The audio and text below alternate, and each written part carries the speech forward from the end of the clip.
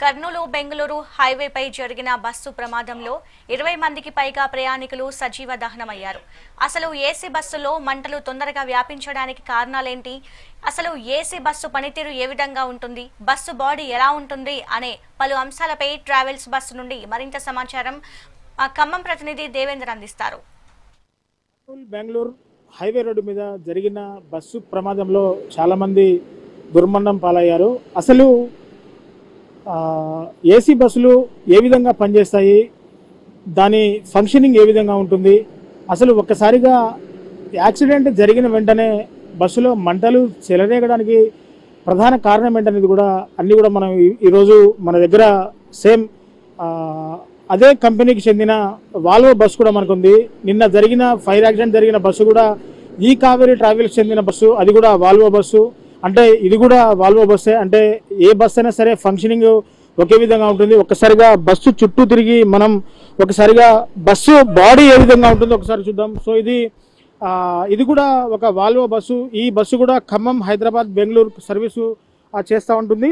ఈ పూర్తిగా కూడా ఇది స్టేజ్ గ్యారేజ్ బస్సులు ఉంటాయి. అంటే కాంట్రాక్ట్ గ్యారేజ్ బస్సులు ఒక విధంగా ఉంటాయి, స్టేజ్ గ్యారేజ్ బస్సులు కూడా ఒక విధంగా ఉన్న పరిస్థితి ఇక్కడ కనబడుతుంది. సో ఈ బస్సు బాడీ విషయానికి వస్తే కూడా మొత్తం దీంట్లో బాడీ లో లెవెల్లో ఉంటుంది. లగేజ్ కూడా సపరేట్ బాక్స్ కూడా లగేజ్ ఉంటుంది. అంటే లగేజ్ కూడా మనం నార్మల్గా బస్సులలో లగేజ్ బస్సులలో పెట్టుకుంటూ ఉంటాం, కానీ ఈ బస్సులకి సపరేట్గా లగేజ్ బాక్స్ కూడా కింద ఉంటుంది.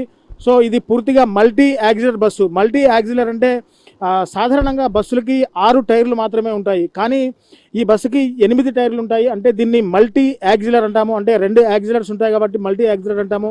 సో పూర్తిగా ఈ బస్సు టోటల్గా AC bus, semi sleeper bus. అంటే ఇందులో కూర్చోవడానికి ఎటువంటి సీట్లు ఉండవు. ఖచ్చితంగా ఇందులో ట్రావెల్ చేసే ఏ ప్యాసింజర్ అయినా సరే పడుకొనే ప్రయాణం చేయాల్సి ఉంటుంది. దీని బస్సులో లోపల ఆ సీటింగ్ కూడా లో లెవెల్ బెర్తులు ఉంటాయి. అంటే ఏదైనా యాక్సిడెంట్ జరిగేటప్పుడు దీని నుంచి బయటపడే ఛాన్సెస్ కూడా చాలా తక్కువగా ఉంటాయి. ఈ అద్దాలన్నీ కూడా ఒక్కసారిగా ఈ అద్దాలు చూసుకోండి.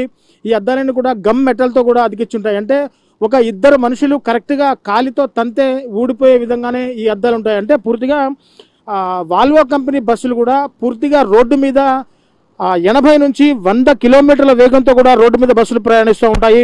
అంత వేగంగా ప్రయాణించాలనే కారణం ఏంటంటే ఇందులో ఐరన్ తక్కువగా వాడతారు, జిఏ మెటీరియల్ అనేది ఎక్కువగా వాడతారు కాబట్టి కొంత బరువు తేలిగ్గా ఉంటుంది. కాబట్టి బస్సులు అతి వేగంగా హైవేల మీద ప్రయాణిస్తూ ఉంటాయి.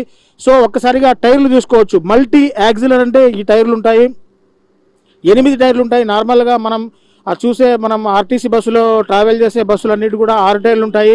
కానీ ఆర్టీసీలో ఉన్న గరుడా ప్లస్లు కానీ ఇవన్నీ కూడా మల్టీ యాక్సిడెంట్గా ఉంటాయి. సో దీనికి ఒక ఎమర్జెన్సీ ఎగ్జిట్ కూడా ఉంటుంది. అంటే బస్సులో ఏదైనా అవాంఛనీయ సంఘటన జరిగినప్పుడు ఏదైనా ఒక ప్రమాదం జరిగినప్పుడు బస్సు నుంచి త్వరగా తప్పించుకోవడానికి ఎమర్జెన్సీ ఎగ్జిట్ కూడా ఇక్కడ ఉంటుంది. సో ఎమర్జెన్సీ ఎగ్జిట్లోంచి కూడా తప్పించుకోవచ్చు. ఒక్కసారిగా బస్సు వెనక ప్రాంతంలో కూడా మరో ఎగ్జిట్ డోర్ కూడా బస్సు వెనక ప్రాంతంలో ఉంటుంది. సో పూర్తిగా ఈ బస్సుకి వెనక ఒక ఎగ్జిట్ పాయింట్ అయితే లేదు, కానీ ప్రతి బస్సు కూడా అలా సైడ్కి ఒక ఎగ్జిట్ డోర్ ఉంటుంది, ఎమర్జెన్సీ డోర్ ఉంటుంది. వెనక వైపు కూడా ఒక ఎమర్జెన్సీ డోర్ కూడా ఉన్న పరిస్థితి ఇక్కడ కనబడుతుంది. సో మొత్తంగా బస్సు చుట్టూ కనుక ఖచ్చితంగా పరిశీలిస్తే పూర్తిగా ఇది ఏసీ బస్సు ఉంటుంది. అంటే బ్యాక్ ఇంజన్ బస్సులు ఉంటాయి. యాక్చువల్గా మనకు బస్సులు అంటే అన్ని ఇంజన్లు కూడా ముందు సైడ్లో ఉంటాయి, కానీ వీటన్నిటి కూడా ఇంజన్లు వెనక సైడ్లో ఉంటాయి. కాబట్టి అతి వేగంగా ప్రయాణం చేస్తాయి కాబట్టి ఇంజన్ కండిషన్ కూడా చాలా వేడిగా ఉంటుంది. పక్కాగా ఏసీ బస్సులు కాబట్టి కంప్రెషర్ కూడా అధిక వేడిలో కూడా కంప్రెషర్లు అధికంగా వేడెక్కుంటాయి. సో దీనికి ప్రమాదానికి కారణం ఏసీ కంప్రెషర్లు కూడా ఒక కారణంగానే చెప్పుకోవచ్చు. సో ఇంకో ప్రధాన కారణం ఏంటంటే ఏదైనా వాహనం ముందు భాగంలో తగిలితే ఒక్కసారిగా ఈ బస్సులకి ఇంకో ప్రధాన మైనస్ పాయింట్ ఏంటంటే డీజిల్ ట్యాంక్ కూడా లెఫ్ట్ సైడ్ టైర్ కింద డీజిల్ ట్యాంక్ ఇస్తారు. సో ఒకసారిగా నేను మీకు క్లియర్గా చూపించే ప్రయత్నం చేస్తాను. సో ఇది బస్సు యొక్క ఇది లెఫ్ట్ సైడ్లో డీజిల్ ట్యాంక్ కూడా ఇక్కడే ఉంటుంది. సో బస్సు ముందు భాగంలో ఏదైనా ప్రమాదం జరిగితే అక్కడ నుంచి ఫైర్ కనుక వచ్చినట్టయితే ఈ డీజిల్ ట్యాంక్ తొందరగా అంటుకునే ఛాన్సెస్ ఉంటుంది. కాబట్టి ఇదంతా ప్లాస్టిక్ కలర్స్ కాబట్టి కలర్స్కి మంటలు ఎక్కువగా వ్యాప్తి చెందే పరిస్థితి ఇక్కడ ఉంటుంది. సో యాక్చువల్గా నిన్న జరిగిన ఖచ్చితంగా ప్రమాదం కూడా ముందు భాగంలో జరిగింది కాబట్టి బస్సు తొందరగా ఫైర్ అయ్యే ఛాన్స్ ఉందని చెప్పేసి అంటున్నారు. సో ఒక్కసారిగా మనం బస్సు లోపలి భాగంలోకి వెళ్దాము. సో బస్సు లోపలి భాగం ఏ విధంగా ఉంటుంది, ఒక్కసారిగా సీటింగ్ కూడా ఏ విధంగా మీకు చూపించే ప్రయత్నం చేస్తారు. సో ఒక్కసారిగా ఇది పూర్తిగా ఏసీ స్లీపర్ బస్సు. ఇందులో కూర్చోడానికి ఇందాకే చెప్పాను, ఇందులో కూర్చోడానికి కూడా పూర్తిగా ఆ సీట్లు ఉండవు. ప్రతి ఒక్క ప్రయాణికుడు కూడా ఇందులో పడుకొని ప్రయాణం చేయాలి. సో ఒక్కసారిగా బస్సు లోపల భాగం ఈ విధంగా ఉంటుంది. సో అద్దాలు కూడా ఈ విధంగా ఉంటాయి. సో ఏదన్నా ప్రమాదం జరిగినప్పుడు వెంటనే డ్రైవరు ప్యాసింజర్స్ని అలర్ట్ చేస్తాడు. సో ఎమర్జెన్సీ ఎగ్జిట్లోంచి ప్రయాణికులంతా కూడా బస్సు నుంచి దిగిపోయే పరిస్థితి ఉంటుంది. సో ఇంకొక విషయం ఏంటంటే బస్సులో ప్రతి ఏసీ బస్సులో కూడా ఫైర్ రెసిస్టెన్స్ ఉంటుంది. ఆ ఫైర్ రెసిస్టెన్స్ కూడా మనం దాన్ని వాడి కూడా ఆ మంటల్ని అదుపు చేయొచ్చు. ఒక్కసారిగా హ్యామర్స్ కూడా ఉంటాయి. సో ఒక్కసారిగా ఏదన్నా ఎమర్జెన్సీ ప్రమాదం జరిగినప్పుడు ప్రతి సీటు దగ్గర హ్యామర్స్ ఉంటాయి. ఇవి అద్దాలండి, హ్యామర్స్ ఉంటాయి. ఏ గ్లాస్ అయినా సరే బ్రేక్ చేసి ప్రయాణికులు ఇందులోంచి బయటికి దూకే ఛాన్సెస్ ఎక్కువగా ఉంటాయి. సో ప్రతి బస్సులో హ్యామర్స్ అందుబాటులో ఉంటాయి. ఫైర్ రెసిస్టెన్స్ అందుబాటులో ఉంటుంది. ఏదైనా జరిగితే ఒక్కసారిగా ప్యాసింజర్స్ని డ్రైవర్ అలర్ట్ చేస్తాడు. అలర్ట్ చేసిన తర్వాత ఆ ప్యాసింజర్స్ గ్లాస్ నుంచి బ్రేక్ చేసి అందులోంచి బయటపడే అవకాశాలు కూడా ఈ బస్సులో ఎక్కువగా ఉంటాయి. సో గ్రౌండ్ లెవెల్ సీటింగ్ ఒక్కసారిగా చూసుకోవచ్చు. సో ఒక్కసారిగా గ్రౌండ్ లెవెల్ సీటింగ్ చూసుకోవచ్చు. ఒక్కసారిగా గ్రౌండ్ లెవెల్ సీటింగ్ ఉంది కాబట్టి బస్సులో బాడీ కూడా చాలా తక్కువ హైట్లో ఉంటుంది. ఎందుకంటే బస్సు బయట నుంచి చూస్తే ఎక్కువ హైట్ ఉంటుంది. ఆ బస్సు లోపలికి వచ్చేసరికి కూడా బాడీ లెవెల్లో గ్రౌండ్ సీటింగ్ ఈ విధంగా ఉంటుంది. సో ఇందులోంచి బయటికి వెళ్ళే ఛాన్సెస్ కూడా చాలా తక్కువగా ఉంటాయి. సో ఒక్కసారిగా మనం డ్రైవర్ దగ్గర క్రూజ్ కంట్రోల్స్ ఏ విధంగా ఉంటాయి అనేది కూడా ఒక్కసారి మనం డ్రైవర్ దగ్గర కూడా చూసుకుందాం. సో డ్రైవర్ సీట్ ఇది. సో డ్రైవర్ క్యాబిన్ ఈ విధంగా ఉంటుంది. సో ఒక్కొక్క బస్సుకి ఒక్కొక్క వెరైటీ మోడల్ క్యాబిన్స్ ఉంటాయి. సో రాత్రి నిన్న జరిగిన ఈకావేరి బస్సు ప్రమాదం విషయంలో ఆ బస్సులో ఇద్దరు డ్రైవర్లు ఉంటారు. ఒక డ్రైవరు బస్సు నడుపుతూ ఉంటారు, మరో డ్రైవర్ ఫాలోవర్స్ డ్రైవర్ ఉంటాడు, అతను పడుకొని ఉంటాడు. అంటే తోలుతున్న డ్రైవర్కి ఏదైనా మళ్ళీ నిద్ర వచ్చి ఏదైనా ఉంటే కనుక వెంటనే ఆ డ్రైవరు మళ్ళీ స్టీరింగ్ తీసుకొని బస్సు తోలుతున్న పరిస్థితి అక్కడ ఉంటుంది. సో ప్రధానంగా ఆ బస్సు గేర్ సిస్టమ్ అండి ఇది. సో ఇది పూర్తిగా ఆటో ట్రాన్స్మిషన్ బస్సు. ఇది గేర్ రాడ్. సో ఈ బస్సు అంతా కూడా పూర్తిగా వితౌట్ క్లచ్ ఉంటుంది. అంటే ఆటో క్లచ్ బస్సులు కూడా ఉంటాయి. సో ఇది వాల్వో కంపెనీకి చెందిన బస్సు. అంటే ప్రధానంగా వాల్వో కంపెనీ అంటే చాలా బ్రాండెడ్ కంపెనీ, అతిపెద్ద కంపెనీ. ఈ బస్సులు కూడా రోడ్డు మీద పక్కాగా 110, 120, 100, 110 కిలోమీటర్ల స్పీడ్తో ఈ బస్సులు కూడా వేగంగా జర్నీ చేస్తూ ఉంటాయి. సో ఇవన్నీ కూడా క్రూజ్ కంట్రోల్స్ కూడా స్విచెస్ అన్నీ కూడా డ్రైవర్ ఆధీనంలోనే ఉంటాయి. అంటే ఒక్కసారి డోర్ ఓపెన్ చేయాలన్నా బటన్సే ఉంటాయి, ఏసీ చేయాలన్నా బటన్సే ఉంటాయి. ఇది ఏసీ బటన్. సో ఇది ఆ డోర్ బటన్స్ కూడా ఇక్కడ అందుబాటులో ఉంటాయి. సో పూర్తిగా బస్సులో లైట్లు వేయాలన్నా, ఏసీ ఆన్ చేయాలన్నా, ఏది చేయాలన్నా కూడా పూర్తిగా కంట్రోల్స్ అన్నీ కూడా డ్రైవర్ దగ్గరే ఉంటాయి. సో డ్రైవర్ చాకచక్యంగా ఉంటేనే తప్ప ఎటువంటి ప్రమాదం జరగకుండా రాష్ట్రంలో ట్రావెల్స్ బస్సులు కూడా చాలా అధికంగా ఉన్నాయి. సో మనం అక్కడక్కడ అరుదుగా ఇలాంటి ప్రమాదాలని మనం చూస్తూ ఉంటాము. సో ఈ ప్రమాదాలన్నీ కూడా జరుగుతూ ఉంటాయి. సో ఏసీ రన్నింగ్లో ఉంటుంది కాబట్టి ఏసీ కంప్రెషర్ కూడా బాగా హీట్లో ఉంటుంది. సో ఒక్కసారిగా ప్రమాదం జరిగిన విధానాన్ని కూడా మీకు ఎక్స్ప్లెయిన్ చేసే ప్రయత్నం చేస్తాను. సో ఇది డ్రైవర్ క్యాబిన్ ఈ విధంగా ఉంటుంది. డ్రైవర్ ఇక్కడ కూర్చొని డ్రైవ్ చేస్తూ ఉంటాడు. సో ఇక్కడ నుంచి కూడా ఆ ట్రాఫిక్ అంతా కూడా కంట్రోల్ చేస్తూ ఉంటాడు. బస్సు స్పీడోమీటర్ కూడా మనం చూసుకోవచ్చు. వాల్వో కంపెనీకి చెందిన బస్సు బ్రేకింగ్ సిస్టమ్ ఏ విధంగా ఉంటుందంటే ఈ బ్రేక్ మీద అంటే బస్సు 80 నుంచి 100 కిలోమీటర్ స్పీడ్ పోతున్నప్పటికీ బ్రేక్ మీద ఒక్కసారి బ్రేక్ మీద కాలు పెడితే బస్సు వేగ నియంత్రణ కూడా చాలా స్పీడ్గా జరుగుతుందని చెప్పేసి కూడా ట్రావెల్స్ యజమానులు డ్రైవర్లు కూడా చెప్తున్న పరిస్థితి కనబడుతుంది. అంటే బ్రేక్ కంట్రోలింగ్ సిస్టమ్ కూడా చాలా ఎక్కువగా ఉంటుంది.